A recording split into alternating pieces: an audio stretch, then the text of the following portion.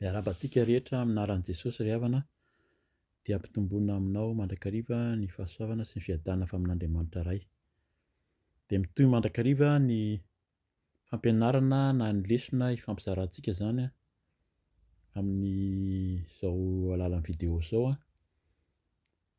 Ny androany dia mikasika ny ireo andriamanitra hafa na ny andriamanitra tsy izy izay nisy tamin'ny andron'ny Israely ary koa mbola ampitandreman'ny Tompo amintsika koa izany amin'izao andro iainantsika izao dia ny fanompoan-tsampy sy ireo andriamanitra hafa endrika fivavahana hafa tsy araka ny sitrapon'Andriamanitra. Hivavaka isika hametrahantsika izao fotoana fizarana izao. Ry Andriamanitra masina, ry Andriamanitra be voninahitra, ry avo indrindra, Andriamanitra saro-piaro tokoa ianao dia ianao no antsonay, ianao no hivavahanay ankehitriny. Hametrahana izao fampizarana izay menao anay izao Tompo, aoka tsisy ho amboara fa tsy ny sitraponao, aoka tsisy ho tanteraka fa tsy ny sitraponao irery ihany ary soritra etsy avy aminao ny fanelingelena sy fampierikerena amin'ny tsirairay avy indrindra raha hiaino izao fizarana izao Tompo ny mpanomponao dia esoritra etsy anao rehetra mangataka ny fainao masina hiasa ary indrindra mangataka ny ranao Jesosy Kristy handrakotra sy hantanteraka ny fotoana rehetra ka dia hampaharety ny tsirairay avy hiaino sy hanaraka izao fizarana sy fampianarana amin'ny anaranao izao Jesosy ka dia amin'ny anaranao Jesosy Kristy no navan'izany vavaka izany misaotra Tompo. Alleluia, amen. Amen. Dia arak'izany ny lohateny efa nilazaintsika teo izany hoe ireo andriamanitra hafa na ireo andriamanitra tsy izy izay nisy teo amin'ny Israely, izay aloha izany no resahantsika ka tsika fampianarana araka ny voasoratra ao amin'ny Baiboly. Dia ny zavatra hita ao amin'ny Baiboly eo izany no anarahantsika azy, ahafantarantsika hoe misy andriamanitra tsy izy na andriamanitra hafa izay nivavahan'ireo firenena hafa manodidina ny Israely na ny Israelianina koa izay efa nanaraka an'Andriamanitra nefa nivadika dia nandeha nanaraka an'ireny nivavaka tamin'ireny andriamanitra hafa ireny ka hitantsika ny tenin'Andriamanitra sy ny zavatra niseho arak'izay koa izany fa ny hanombohantsika azy dia hovakintsika ny eo amin'ny Exodosy 20 ny andininy voalohany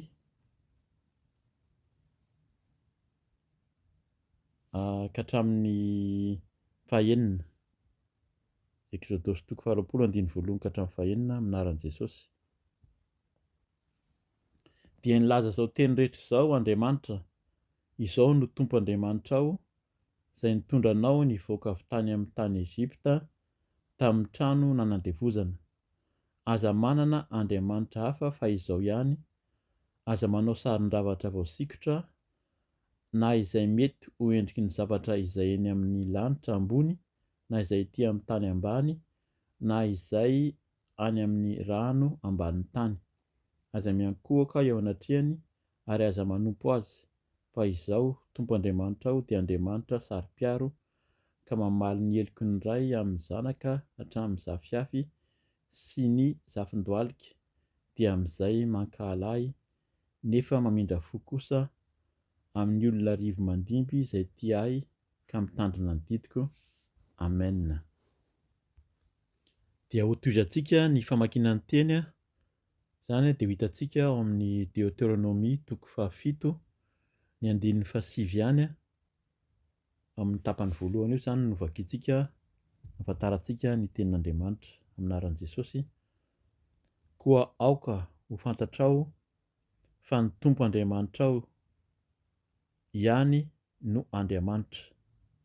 Koa aoka ho fantatrao fa ny Tompo Andriamanitrao ihany no Andriamanitra.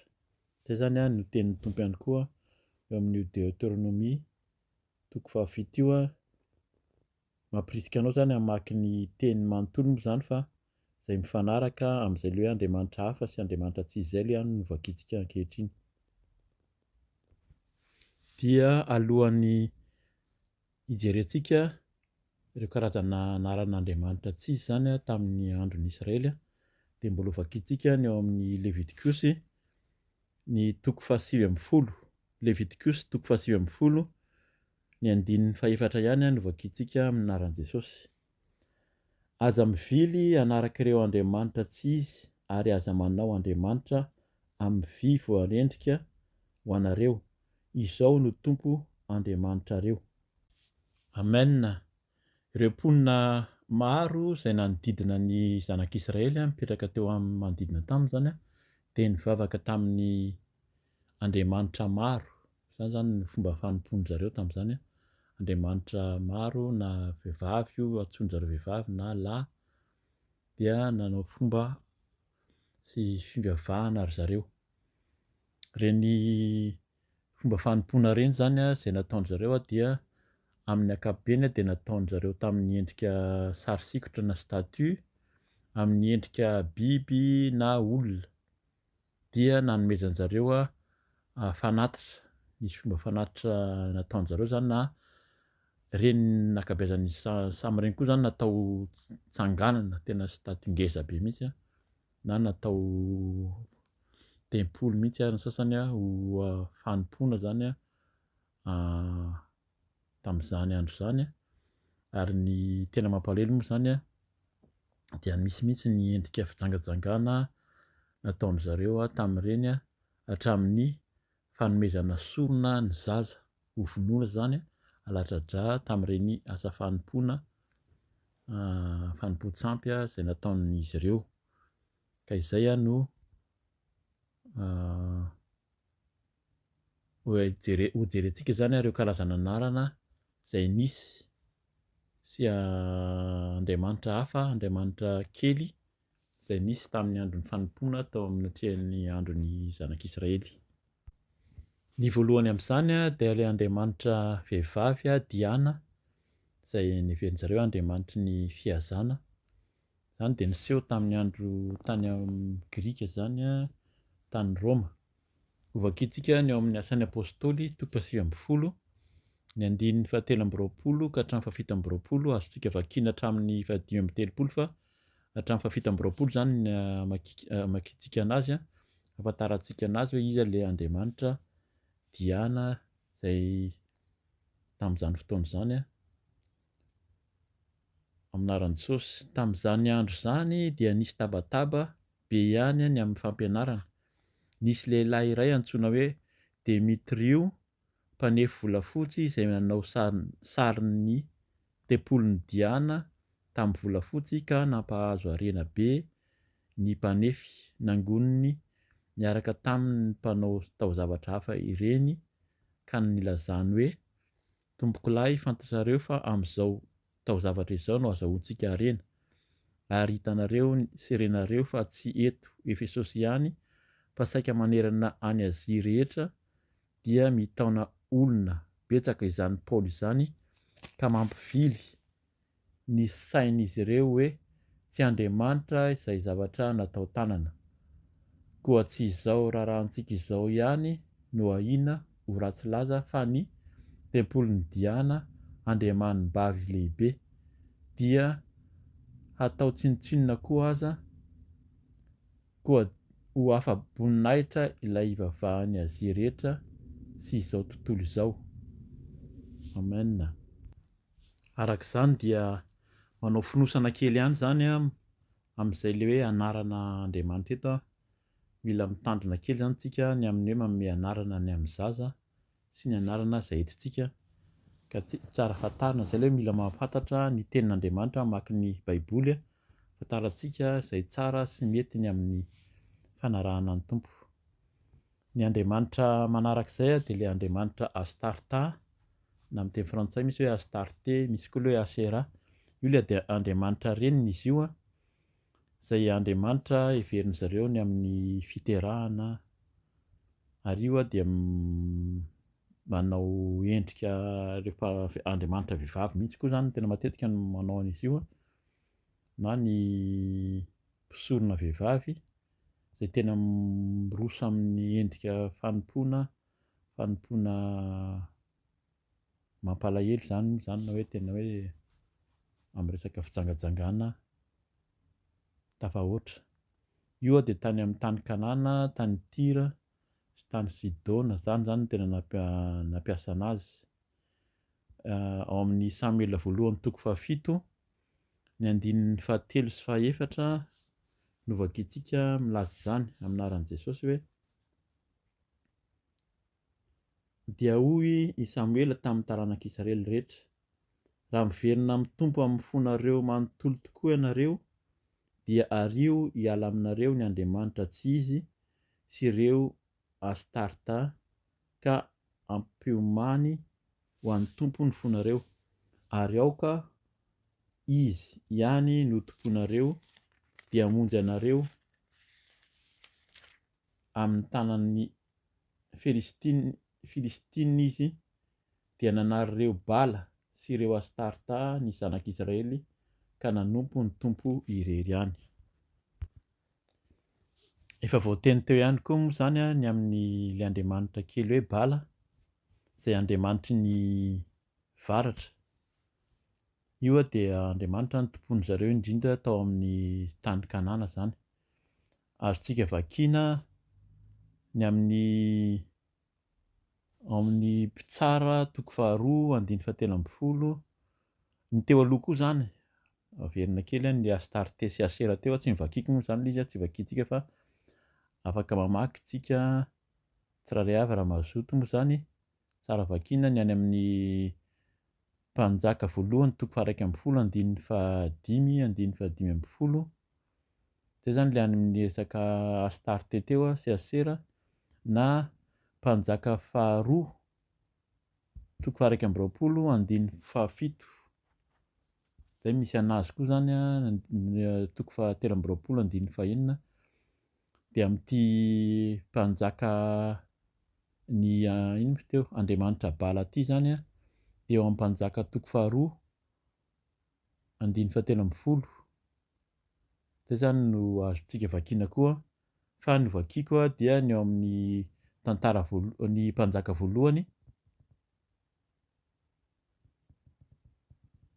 voalohany, toko fahaenina amby folo ny andininy fahatelopolo fa tsy amin'ny telo amby telopolo.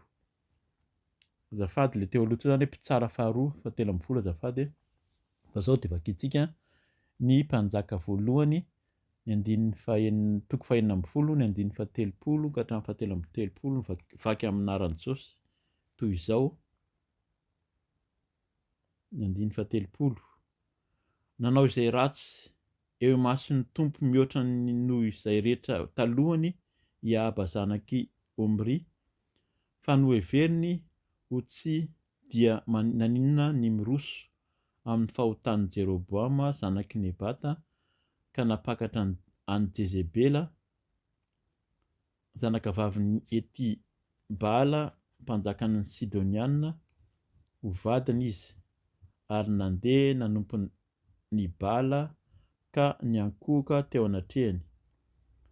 Nanangana alitara ho an'ny Bala tao amin'ny trano nahoriny manokana ho an'izany tao Samaria izy, nanao ny tsangakazo tsampy ho an'ny Asera koa Iahaba, ka natezitra ny tompo Andriamanitry ny Israely mihoatra noho ny mpanjakan'ny Israely rehetra izay talohany. Amen. Ny andriamanitra kely manaraka izay ho jerentsika zany izay notompon'ny zareo tany Babilôna, dia ny anarana hoe Bela na Merodaka. Io dia andriamanitry ny ino moa izy teo, ny masoandro, ny fiposahan'ny masoandro zany izay heverin'ny zareo fa manome ny mahatsara ny natiora manomboka amin'iny lohataona iny, amin'ny fotoanan'ny lohataona zany. Dia ao amin'ny Jeremia toko faha 50, Jeremia toko faha 50 ny andininy faharoa, dia ny Jeremia toko faha 150 koa zany toko faha 150 ny andininy faha 770 zany no jerentsika amin'izay io le hoe Bela sy Merodaka io zany no vakiantsika. Zay andriamanitra tany Babilôna andininy vakiantsika manomboka amin'ny andininy voalohany moa zany izy ahitantsika azy tsara aminaran'i Jesosy. Izao no teny nampilazain'ny Tompo any Jeremia mpaminany ny amin'ny Babilôna dia ny tanin'ny Kaldiana. Ambaranareo eny torio amin'ny firenena ary manangana faneva torio fa aza fenina. Lazao hoe azo i Babilôna mangahiahy i Bela raiky tahotra i Merodaka. Eny mangahiahy ireo sarin-javatra nataony araka ary raiky tahotra ny sampiny. Amen. Ny Jeremia toko raiky amby dimapolo ihany koa zany dia milaza io Andriamanitra kely Bela io tany Babilôna. Ny vakintsika ny 780 ho tohizantsika hatramin'ny 570 ahafantarantsika ny amin'ny sitrapon'Andriamanitra aminaran'i Jesosy. Ary Bela dia ampijaliako any Babilôna ka asiako alohany izay nateliny ary tsy hitanjozotra akany amin'ny intsony ny firenena. Ny mandany Babilôna dia hirodana. Mivoa ao ampovoany ianareo ry oloko ary samia mamonjy ny ainareo. Avy ianareo mba tsy ho azon'ny firehetan'ny fahatezeran'ny Tompo. Amen. Ny Andriamanitra kely manaraka dia ilay Andriamanitra antsoina hoe Dagona, izay rain'ny Bala io, Andriamanitry ny fambolena zany sy ny ranomasina, zay no nametrahan'zareo azy. Io dia tena nivavahana mafy tany amin'ny toerana tany Filistina. Ny tenin'Andriamanitra andraisantsika zany dia azonareo vakiana zany Samuela voalohany toko 5:1 ka hatramin'ny 7. Fa novakiako miaraka amintsika zany ny eo amin'ny Mpitsara toko 4:10. Azo vakiana manontolo manomboka amin'ny 5:17 ka hatramin'ny 1:30. Fa ho vakiako fotsiny zany ny eo amin'ny 5:17 ihany no vakiako. Ahafahantsika mahafantatra an'ilay anarana zany aminaran'i Jesosy hoe: ary nivory ireo lehiben'ny Filistina hamono zavatra atao fanatitra lehibe ho an'ny Dagona, andriamaniny sy hifaly. Ny Andriamanitra kely manaraka zany dia ny antsoina hoe Kemosy. Io dia andriamanitry ny andriamanitra hoe mpiady, miaro ny mpiady zany teo amin'izareo ary nataony zareo tany Moaba moa zany tany Moabita mifanakaiky amin'ny andriamanitra antsoina hoe Moloka koa io. Ny azontsika vakiana zany any amin'ny Nomeria toko 1:20 zay ny anankiray. Fa ny vakiako amintsika zany dia eo amin'ny mpanjaka faharoa toko 13:20 ny 7:10 ihany. Mpanjaka faharoa toko 13:20 ny 7:30 vakiana aminaran'i Jesosy manao hoe: nolotoin'ny mpanjaka ireo toerana fanaovana sonona izay teo anoloan'i Jerosalema, teo amin'ny ankavanan'ny tendrombohitra nahitan-doza.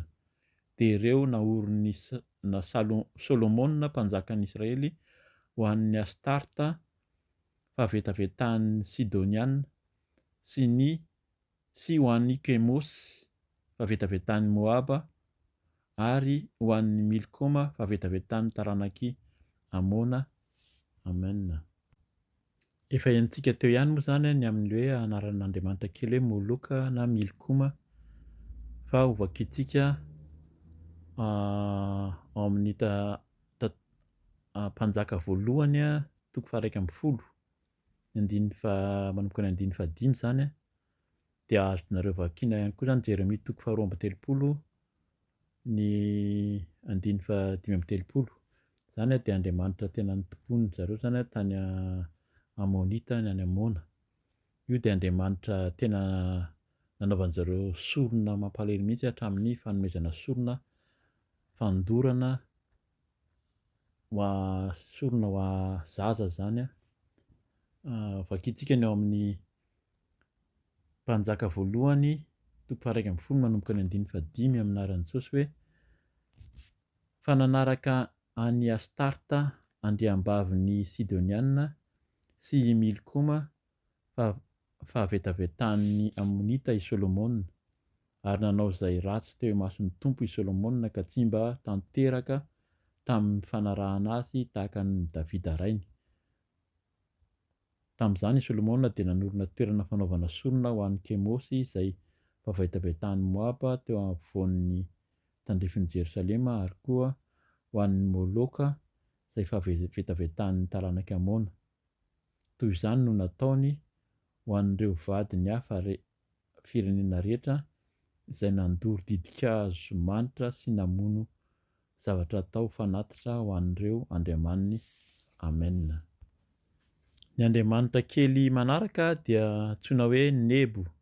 Izany dia andriamanitra kely izay nivavahan zareo tany Babilôna, izay hoe andriamanitra manome fahendrena, andriamanitra ny literatiora na andriamanitra ny taozavatra amin'ny fahaizana manao. Izany dia azontsika jerena any amin'ny Isaia toko fahaenina amby efapolo, Isaia toko fahaenina amby efapolo ny andininy voalohany no hamakiantsika anazy aminaran'i Jesosy. Mangozozo ibela miraika i Nebo, ny sampiny dia nampitondrainy ny biby folahina sy ny biby fiompy.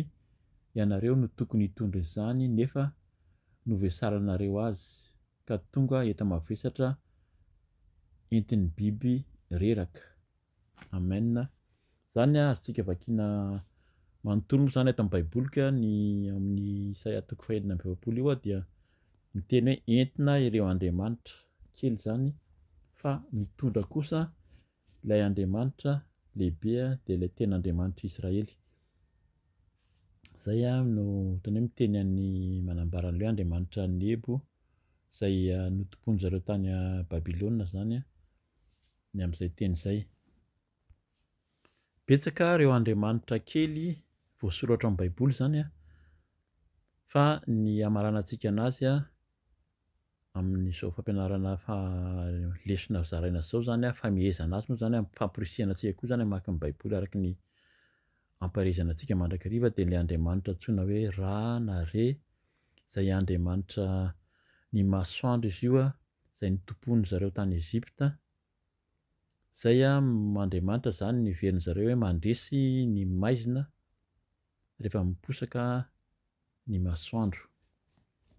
Io tsy tena voateny zany ilay fanompony, zay ny endrika fanompony zareo Eziptianina zany tamin'ny andron'ny Farao, fa ao amin'ny Exodosy toko 10 ny andininy 1:20 ka hatramin'ny 7:20 no nampiseho zany andriamanitra fa nandresy sy manana fahefana mihoatra amin'io masoandro io zany. Izy ny tompon'ny masoandro, izy nanao ny masoandro, ny tany sy ny lanitra. Ka ho vakiantsika zany ny Exodosy toko 10 ny andininy 1:20 ka hatramin'ny 7:20 aminaran'i Jesosy hoe: hoy indray ny Tompo tamin'i Mosesy, atsory manandrify ny lanitra ny tananao mba hampisy haizina ao amin'ny tany Ezipta, dia haizina azo tsapaitanana. Dia natsotra ny Mosesy nanandrify ny lanitra ny tanany ka nisy haizim-pito naharitra ateloana nanerana ny tany Ezipta manontolo. Tsy nifankahita ny olona ary tsy nisy nihetsika tamin'izay nitoerany nandritry ny ateloana, fa ny zanak'Israely rehetra kosa dia nanana ny mazava teo amin'ny fonenany. Amen. Amin'izao fotoana izao dia betsaka ireo andriamanitra kely, ny anarana sy ireo andriamanitra kely izay ivavahan'ny olona moa zany maneran-tany. Hitantsika sy fantatsika izany rehetra izany araka ny fantatsika hoe misy ny Bouddha. Any Inde moa zany dia tena misy ataoko hoe amin'ny arivo mihitsy ny andriamanitra ivavahan'ny olona. Ny olona dia mivavaka amin'ny biby, ny omby, ny alika, ny bibilava, ny zavamaniry, ny rano, zavatra hita maso iny, zavatra tazan'zareo. Ka zay no hitandremantsika zany, indrindra ho antsika kristianina izay efa mahafantatra araka ny vakintsika tany amin'ny Exodosy 2 teo hoe tandremo a ny mivavaka amin'ny zavatra sarin-javatra voasikotra akory ary, endriky ny zavatra etỳ tany a ny any ambany ranomasina, fa izany a dia tena fahavetavetana hatreo an'Andriamanitra. Tsika zany a mila mitandrina amin'ny resaka fanompoan-tsampy io a, ary betsaka izy io any amintsika any Madagasikara. Antsika moa zany amin'ny teny gasy ny fampaherezana izao ka mila mitandrina isika amin'ny fomba fanompoan-tsampy amin'ny endriny samihafa. Amaranantsika zao fizarana moa zany a na lesona fampianarana fo izao a ny amin'ny hoe anarana sy ny andriamanitra hafa, andriamanitra tsy izy a, dia ho vakintsika ny ao amin'ny Exodosy 4:30 manomboka amin'ny 9:10 ka hatramin'ny 7:10. Vakintsika zany amin'ny anaran'i Jesosy zany a, amaranantsika, amezantsika ny zao tenin'Andriamanitra zao a. Aroy ny Tompo, indro ny tenako no manao fanekena ka ho eo anatrehan'ny olonao rehetra no anaovako zava-mahagaga izay tsy mbola nisy natao tany amin'ny tany manontolo sy tany amin'ny jentilisa rehetra. Ary ny olona rehetra izay itoeranao dia hahita ny asan'ny Tompo fa mahatahotra izay zavatra ataoko miaraka aminao. Tandremo izay andidiko anao anio, indro roahiko hiala eo anatrehanao a, ny Amorita, ny Kananita, ny Etita, ny Perezita, ny Hivita ary ny Jebosita, koa mitandrema fandrao hanao fanekena amin'ny mponina eo amin'ny tany izay alehanao ianao ka ho fandrika eo afovoanao izany. Fa raha vao ny alitarany poteo ny tsangambato tsampiny ary jinjao ny tsangan-kazo tsampy ho an'ny haserahany. Fa tsy hiankohoka eo anatrehan'izay andriamanitra hafa ianao, fa ny Tompo dia sari-piaro, izany raha teo no anarany satria andriamanitra sari-piaro izy. Fandrao ianao hanao fanekena amin'ny mponina eo amin'ny tany ka hijangajanga anaraka ny andriamaniny sy hamono zavatra atao fanatitra ho an'ny andriamaniny, na koa hanasa anao izy ka hihinana amin'ny fanatiny ianao. Ary fandrao koa haka amin'ny zanany vavy ho vadiny zanakao lahy ianao ary hijangajanga anaraka ny andriamaniny ny andriamaniny zanavavy ka hampandeha ny zanakao lahy hijangajanga anaraka ny andriamaniny. Aza manao Andriamanitra na rendrika ho anao. Amen. Zay zany a no fampaherezana men'ny Tompo antsika ka dia amin'ny manaraka indray a mbola hifampizary tsika raha sitrapon'ny Tompo, raha mbola tsy tonga ny Tompo zany a dia manao velomanao a amin'ny anaran'i Jesosy a, voninahitra teo an'Andriamanitra irery ihany. Alleluia. Amen.